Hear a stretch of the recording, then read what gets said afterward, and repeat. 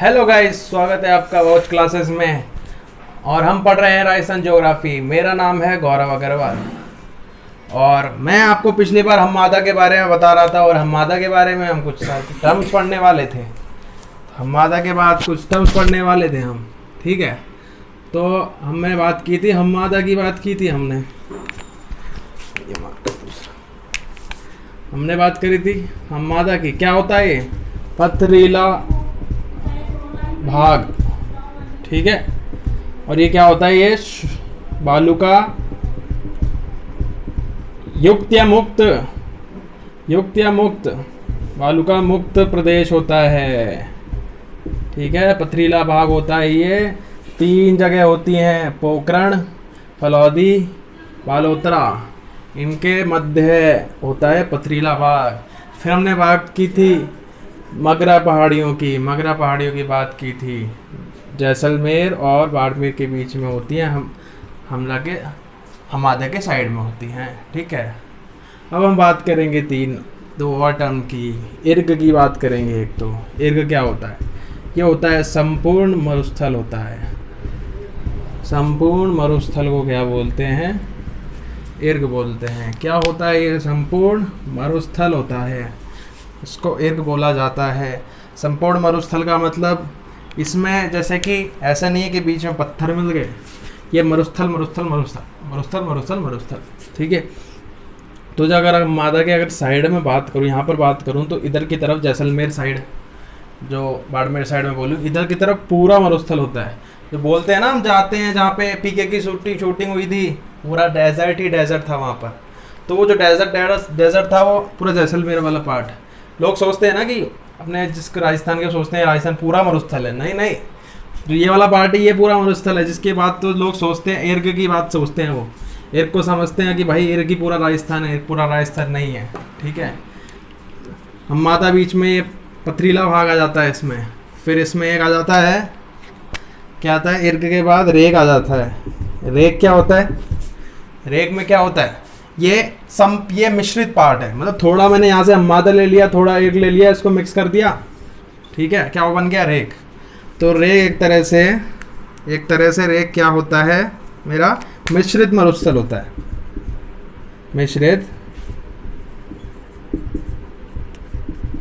मिश्रित मरुस्थल होता है, एक तरह से मिश्रित मरुस्थल होता है, ठीक है। मिला हुआ लिख दूं मैं। मिला जुला से आपको याद रहेगा, भाई बहन घर पे कैसे रहते हैं? मिले जुले, ठीक है। सब मिलजुल के रहते हो ना घर वाले, तो ये मिला जुला होता है रेग, ठीक है। ये भाई बहन है, इसके साथ रहेंगे भाई बहन घर में, ठीक है। तो मिला जुला मरुस्थल जो होता है, जिसमें दोनों तरह की चीज़ें होती हैं, ठीक है। जिसमें मरुस्थल वाला पार्ट भी होता है, जिसमें हम्मादा वाला पार्ट भी होता है, उसको रेग बोला जाता है, ठीक है ना। ये बात क्लियर है ना? ये बात ठीक है। एक और पार्ट था लघु मरुस्थल। तो एक और पार्ट था लघु मरुस्थल। लघु क्या है? छोटा मरुस्थल। लघु का मतलब क्या होता है? छोटा।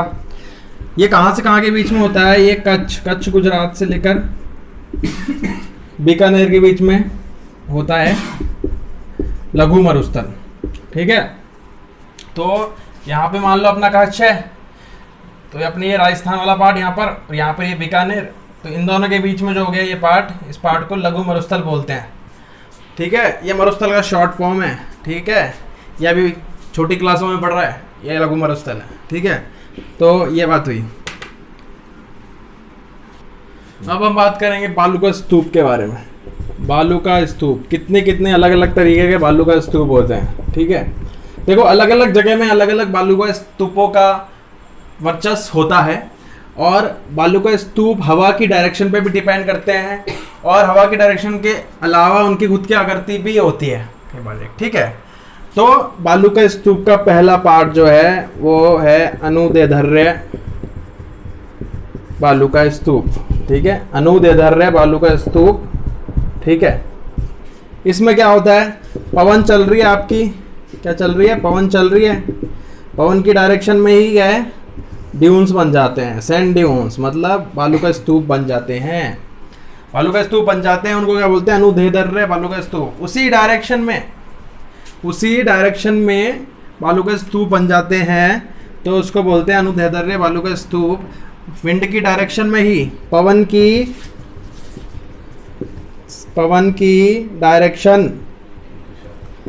की दिशा में ही क्या बन जाते हैं, बालू का स्तूप बन जाते हैं। ठीक है, ये अनुदैर्ध्य है। लेकिन अगर विंड यूं चल रही हो और मेरा जो बालू का स्तूप है वो ऐसा बन जाए, ठीक है, विंड यूं चल रही हो और समकोण में अगर मेरा बालू का स्तूप बन जाए तो उसे क्या बोलते हैं, दूसरा पार्ट जो मैं बोलूँगा इसका, अनुप्रस्थ। इंद्रप्रस्थ से याद रखिए, अनुप्रस्थ लड़ाई हुई थी ना, ये लड़ाई है, दोनों 90 डिग्री पे टकरा रहे हैं, तो अनुप्रस्थ बालू का स्तूप। ठीक है, अनुप्रस्थ बालू का स्तूप, इसमें क्या होता है, विंड ये चल रही है और परपेंडिकुलरली ड्यून्स बन रहे हैं, परपेंडिकुलरली बालू का स्तूप बन रहे हैं। ठीक है, 90 डिग्री पर बन रहे हैं। ठीक है, ये हो गया अनुप्रस्थ बालू का स्तूप। अनुदैर्ध्य बालू का स्तूप ये कहाँ मिलते हैं, ये जो वो हैं जो कहाँ मिलते हैं, ये मिलते हैं जैसलमेर, ठीक है, बीकानेर, बाड़मेर और पश्चिमी जोधपुर में मिलते हैं ये।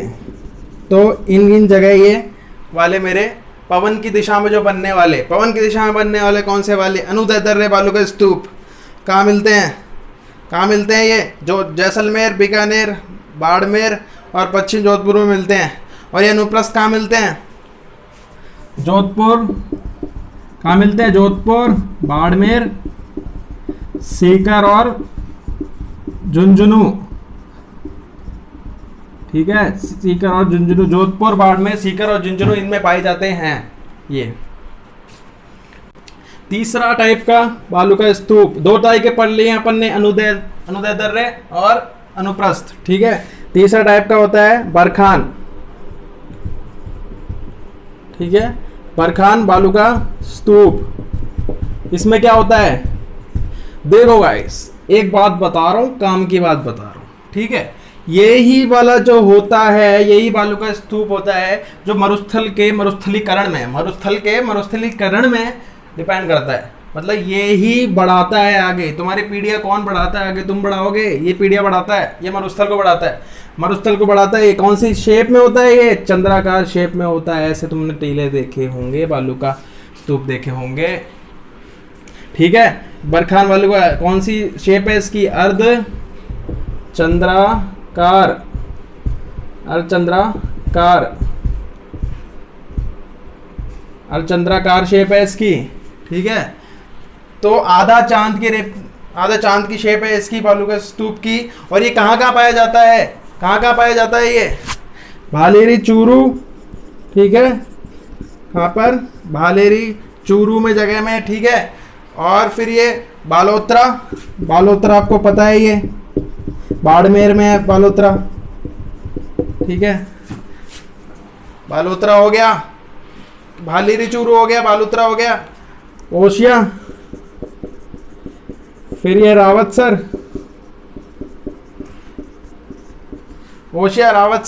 ठीक है, सूरतगढ़,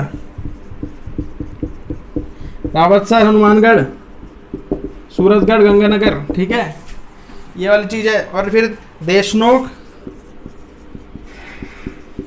और लूणकरसर, देशनोक का बीकानेर और लूणकरसर ये कहाँ पर, लूणकरसर कहाँ पर, चूरू में, चूरू। ठीक है, तो यहाँ पर ये पाए जाते हैं। मतलब ये अलग अलग जगह ले ली मैंने, इनमें इनका विस्तार होता है, इनमें ये होते हैं, ये बढ़ाते हैं मरुस्थल को। ठीक है, तो ये गतिशील होते हैं, चलते रहते हैं, ये गतिशील। ठीक है, गतिशील बालू का स्तूप गतिशील होते हैं, ये चलते रहते हैं। ठीक है, और इसके बाद दूसरा पार्ट है इसका कि अब कर दिया नहीं।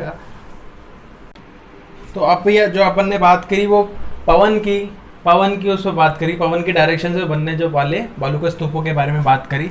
लेकिन अब मैं बात करूंगा जिनकी अपनी शेप है प्रॉपर, अपनी इनकी खुद की शेप है। जैसे कि बात करूं, एक पैराबोला जानते हो, पैराबोला, ठीक है, पैराबोला जानते हो, सुना होगा पैराबोला के बारे में, ठीक है, y² 4ax, ठीक है, y = 4x², ठीक है। तो ये पैराबोलाज होते हैं, पैराबोला की इक्वेशन है। तो पैराबोला की फॉर्म में अगर जो होता है उसको बोलते हैं पैराबोलिक। पैराबोलिक, देखो नाम पैराबोलिक से पैराबोलिक आ गया सीधा, ठीक है, जिस शेप का उसी शेप का सीधा आ गया, पैराबोलिक बालू का स्तूप आ गया, ठीक है। और एक और शेप बना दूं मैं, देखो ये शेप रात में दिखती है, ठीक है, तारा, तारे की फॉर्म में जो स्तूप बनता है, ठीक है, पवन चल रही है ऐसे, हर डायरेक्शन से पवन चल रही है, पवन पवन पवन पवन, ठीक है। तो तारे की फॉर्म में ऐसे बालू का स्तूप बनता है, उसको बोलते हैं तारानुमा बालू का स्तूप, ठीक है। क्या बोलते हैं? तारानुमा बालू का स्तूप। पैराबोलिक बालू का स्तूप कहाँ पाया जाता है? ये पाया जाता है संपूर्ण मरुस्थल में, मतलब इसका जो विस्तार है वो संपूर्ण मरुस्थल में दिखाई देता है, इसका विस्तार संपूर्ण मरुस्थल में दिखाई देता है, ठीक है। और इसका कहाँ होता है? इसका कहाँ होता है तारानुमा का? मोहनगढ़, जैसलमेर, ठीक है, और सूरतगढ़, गंगानगर, सूरतगढ़, गंगानगर, यहाँ इन दो जगहों में तारानुमा बालू का स्तूप दिखाई देता है। एक और चीज सब्र काफिज, ठीक है, 5वां पार्ट, लास्ट पार्ट, सब्र काफिज। क्या खुदा हाफिज जैसे सुनाई दे रहा है मेरे को? ये सब्र काफिज होता है ये, ठीक है। ये क्या होता है? ये छोटे आकार का होता है। ये छोटे आकार के जो बालू का स्तूप होते हैं। और आकार की अगर बात करूं तो इनकी हाइट क्या होती है? इनकी हाइट क्या होती है? बालू के स्तूपों की हाइट लगभग 6 से 10 मीटर के आसपास होती है। और सब्र काफिज बात करें इसमें छोटे, ये तो बड़े वाले हो गए, थोड़े छोटे बालू का स्तूप मिलते हैं इसमें, तो उसको सब्र काफिज बोलते हैं। क्या बोलते हैं? सब्र काफिज बोलते हैं। छोटे बालू का स्तूप मिलते हैं, ठीक है। तो ये कैसे बनते हैं? तो कैसे बनते हैं? झाड़ियाँ यहाँ पर, ठीक है, झाड़ियों के आसपास मिट्टी इकट्ठा होती है, ठीक है। तो यहाँ पे ड्यून्स बन जाते हैं, ठीक है, मिट्टी इकट्ठा होती है, ड्यून्स बन जाते हैं। तो इसको बोलते हैं सब्र काफिज बालू का स्तूप। और ये कहाँ मिलते हैं? संपूर्ण मरुस्थल में, संपूर्ण मरुस्थल में मिलते हैं। तो देखो 5 पार्ट में डिवाइड किया मैंने, 5 पार्ट में डिवाइड किया। पहला अनुदैर्ध्य पवन की दिशा में, दूसरा अनुप्रस्थ समकोण में, ठीक है। तीसरा क्या था? बरखान। बरखान क्या है? विस्तार करता है मरुस्थल का। मरुस्थलीकरण कौन करता है? बरखान करता है। चौथा पार्ट कौन सा हुआ? चौथा पार्ट हम आ गए थे डायरेक्शन के उसमें, की शेप के उसमें, पैराबोलिक वाला आ गया था, ठीक है, पैराबोलिक पार्ट अपना। 5वां पार्ट का तारानुमा। छठा पार्ट क्या? सब्र काफिज। सब्र काफिज में क्या हुआ? 5वें छठे को देखने दो, पॉइंट पे ध्यान मत दो। सब्र काफिज क्या है? ठीक है, छोटे बालू का स्तूप जो बड़े मिलते हैं, बाकी ये छोटा मिलता है, ठीक है, छोटा मिलता है। और कैसे मिलता है? झाड़ी के पास जो मिट्टी इकट्ठी हो जाती है झाड़ियों के पास, उससे मिलता है, संपूर्ण मरुस्थल बनाता है। शब्दावली में पहले बोलूँगा मैं मगरा। मगरा क्या होता है? पोखरण और बालोतरा के बीच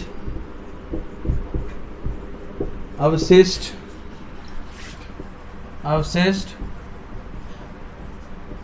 पहाड़ियाँ क्या कहलाती हैं?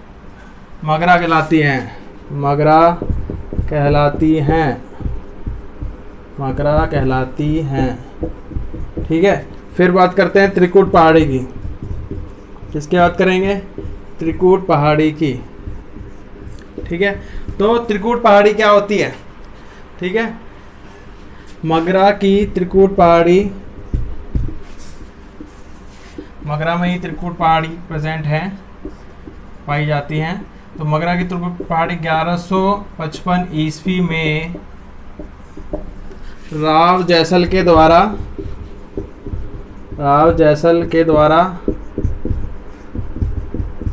बनाई गई थी, ठीक है,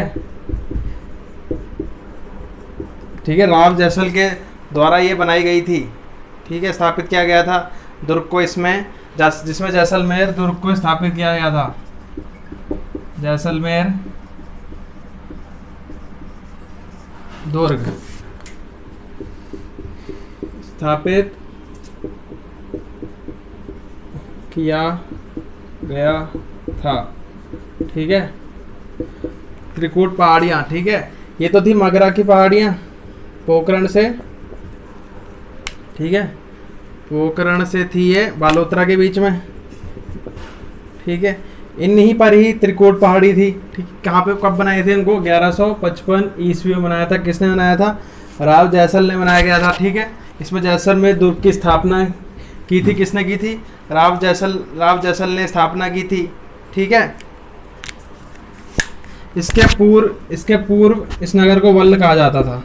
ठीक है, इसके पूर्व इस नगर को क्या कहा जाता था? वल्ल कहा जाता था। वल्ल कहा जाता था। ठीक है, अब बात करेंगे मांड प्रदेश की। तीसरा है मांड। ठीक है, तो मांड प्रदेश की बात करें तो वल्ल या जैसलमेर, वल्ल या जैसलमेर के चारों ओर, तो जैसलमेर जो पार्ट था उसके जो चारों ओर जो निवास करती थी, ठीक है, मांड जाति का निवास था, इसलिए इसको मांड प्रदेश कहा जाता था। के और के भाग को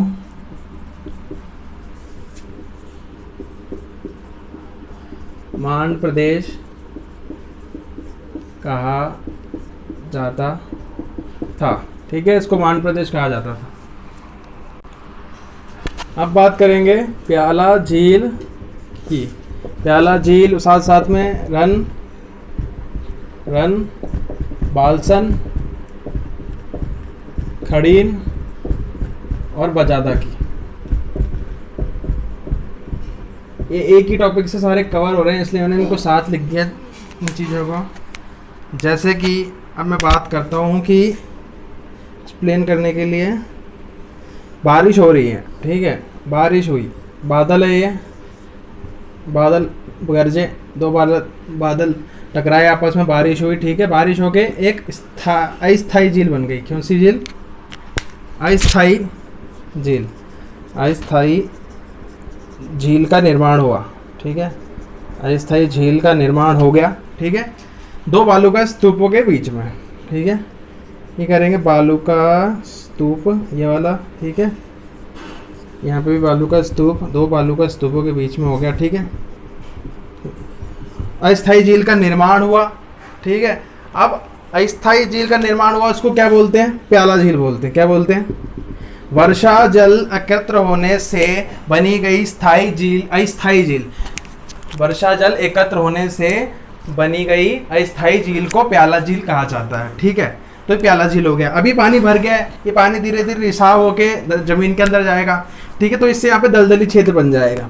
तो रन क्या होता है? रन क्या होता है? दलदली क्षेत्र। जो प्याला झील सूखने के बाद, थोड़ा सूखने के बाद जो क्षेत्र बनता है उसे रन बोलते हैं। ठीक है, तो दलदली क्षेत्र, प्याला झील वाला दलदली क्षेत्र को रन बोला जाता है। बालसन क्या होता है? मैदान। जो प्याला झील वाले मैदान होते हैं जिससे प्याला झील की उत्पत्ति होती है। ठीक है, तो मैदान जो बनते हैं, मैदान बनते हैं, ये बालसन कहलाते हैं। खड़ीन हमने बात कर रखी थी। खड़ीन क्या होती है? विशेष प्रकार की कृषि होती है। तो जब पानी इकट्ठा हो जाता है, ये बीच में, तो टीलों के बीच में जगह, बालू का स्तूपों के बीच में जगह हो गई, इनमें पानी इकट्ठा हो गया, उसको लेके धीरे धीरे लेके यूज़ कर रहे हैं गांव वाले। ठीक है, उसको खड़ीन बोला जाता है। ठीक है, तो खड़ीन क्या होती है? कृषि का प्रकार हो गया। प्याला झील से जो कृषि कर रहे हैं, कृषि का प्रकार हो गया ये। ठीक है, कौन करता है? पारंपरिक है ये, पारंपरिक कृषि की विधि है ये, पारंपरिक कृषि की विधि है। ठीक है, कौन करते हैं? पालीवाल ब्राह्मण के द्वारा की जाती है, पालीवाल ब्राह्मण के द्वारा की जाती थी पहले। ठीक है ना, कहाँ पे की जाती? जैसलमेर में। ठीक है, जैसलमेर में की जाती है। अब क्या है बजादा, क्या है बजादा, क्या है देखो यहाँ पे आसपास इसके प्याला झील के आसपास जो ये कंकड़ होते हैं, कंकड़ नुमा भाग, ठीक है, पत्थर और कंकड़ वाला जो भाग होता है, ठीक है, पत्थर और कंकड़ वाला जो भाग होता है, वाला भाग, इसे क्या बोलते हैं, इसे बजादा कहते हैं। क्या कहते हैं? बजादा कहते हैं, इसे हम बजादा कहते हैं, ठीक है। तो ये क्लियर हो गया। प्याला झील जो अस्थायी झील का निर्माण हुआ है उसको क्या बोलेंगे? प्याला झील। दलदली क्षेत्र रन हो गया हमारा, जो मैदान बना वो बालसन हो गया। खड़ीन कृषि का प्रकार हो गया, बजादा हो गया पत्थर और कंकड़। अब बात कर रहे हैं मावट की। मावट क्या होती है? थोड़ा सा भी मैंने आपको हिंट दिया था पहले कि मावट क्या होती है। मावट एक तरह से बारिश होती है शीत ऋतु में होने वाली, ठीक है। और पूरा प्रॉपर मैं बताऊं कि ये भूमध्य सागरीय, ठीक है। तो मावट की बात कर रहे हैं। भूमध्य सागरीय जो ये बारिश होती है, शीत ऋतु में जो बारिश होती है, ठीक है, इसकी बात कर रहे हैं हम। तो भूमध्य सागरीय पश्चिमी विक्षोभों से शीत ऋतु में होने वाली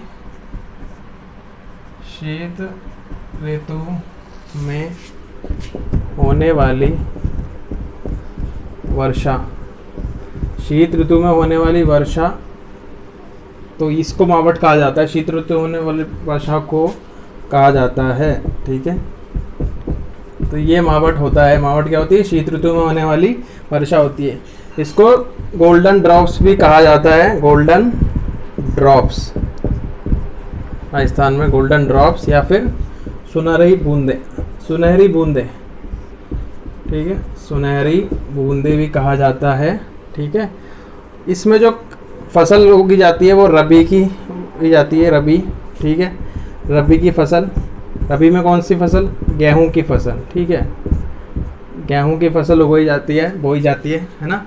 तो ये जो है मावट, एक तो ध्यान रखो, एक होता है कि जो लौटने वाला मानसून होता है वो होता है अक्टूबर नवंबर में आता है, लेकिन जो मावट आता है दिसंबर में आता है, ठीक है। सर्दियों के टाइम आता है मावट, थोड़ा दिसंबर के टाइम आता है, ठीक है। अब बात कर रहे हैं पूर्वइया की, ठीक है। ऊपर से बोले तो पूर्वइया क्या है? एक हवाएं हैं। दक्षिण पश्चिम मानसून की बंगाल की खाड़ी शाखा से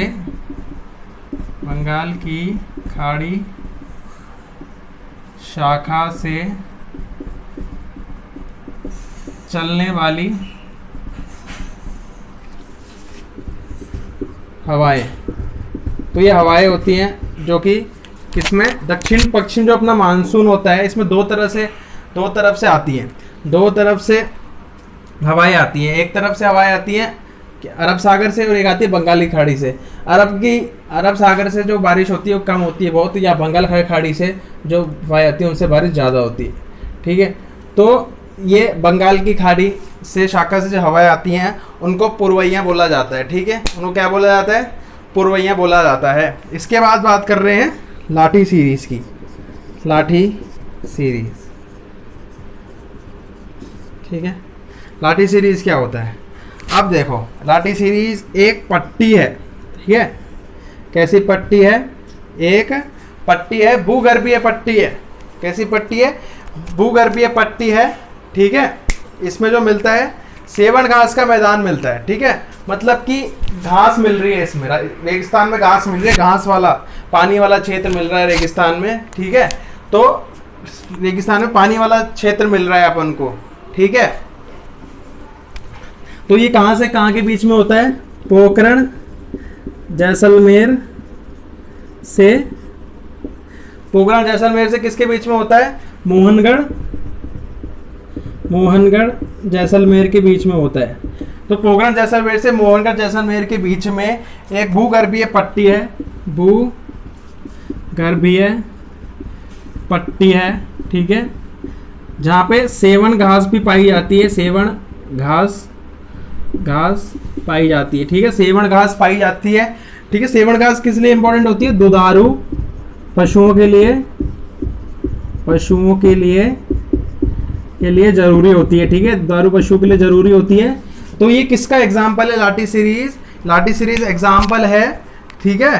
तो परिस्थिति का संतुलन का, ठीक है, मतलब जैसे कि डेजर्ट में परिस्थिति कैसे है, मतलब वहाँ पे कुछ ना कुछ पानी निकलने के लिए हमको बहुत मेहनत करनी पड़ती है, पानी बहुत कम है, कृषि नहीं हो पाती आसानी से। तो परिस्थिति, तो यहाँ पे अपन को देखो लाटी सीरीज मिल गई, एक चमत्कार हो गया भगवान का, ठीक है। तो परिस्थिति के संतुलन का उदाहरण है, ठीक है, परिस्थिति के संतुलन का। और लाटी सीरीज को क्या बोलते हैं? नखलिस्तान भी बोलते हैं, ठीक है, नखलिस्तान, ओएसिस और मिराज भी बोला जाता है, ठीक है। तो ये बात हुई अपनी महावट पुरवैया लाटी सीरीज की। महावट जो है बारिश है, पुरवैया हवाएं हैं, और लाटी सीरीज बीच में जो घास का क्षेत्र है वो है।